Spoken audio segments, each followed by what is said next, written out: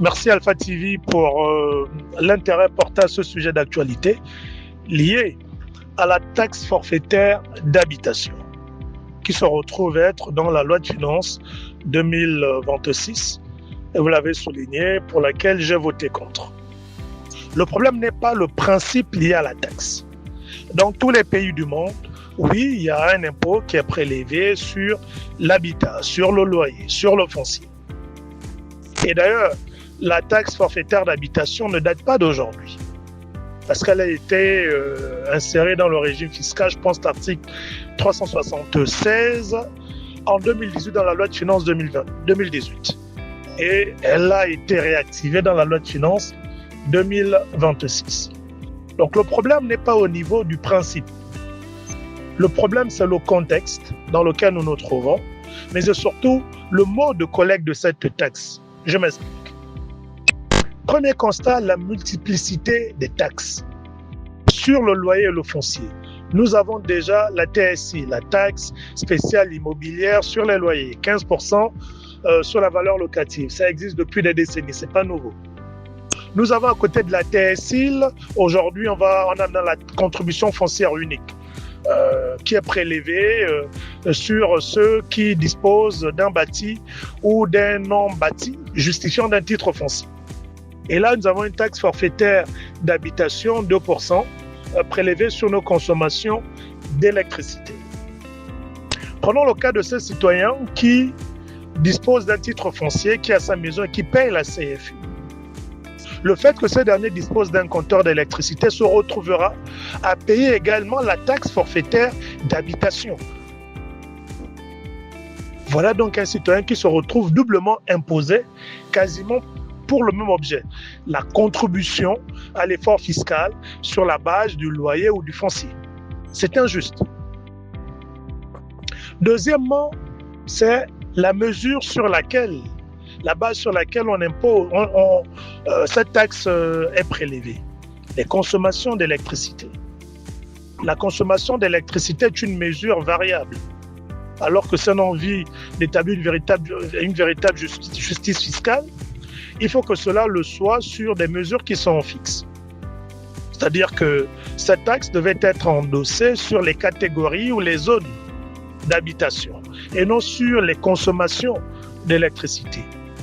L'autre chose, quand on connaît que l'objectif aussi de la taxe, c'est de nous permettre d'avoir des données fiscales sincères et réelles sur le nombre de contribuables. Mais un pays où nous avons par exemple sur un compteur 5 à 10 ménages connectés, ça fausse totalement les données statistiques. On sort de ce fait de l'objet même de la taxe.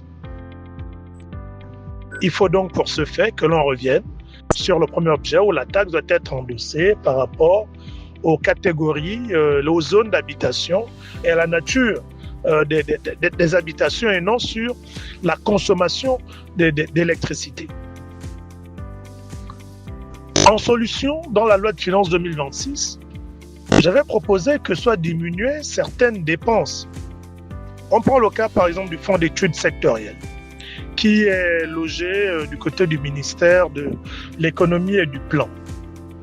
Le fonds d'études sectorielles est passé de 18 à 157 milliards. La taxe forfaitaire d'habitation est censée renflouer les caisses du Trésor à hauteur de 2,8 milliards. Mais si on ramenait la taxe, on ramenait les dépenses du fonds d'études sectorielles à 154 milliards et qu'à côté on supprimait la taxe forfaitaire qui est environ 3 milliards de recettes, l'État ne tombera pas en faillite.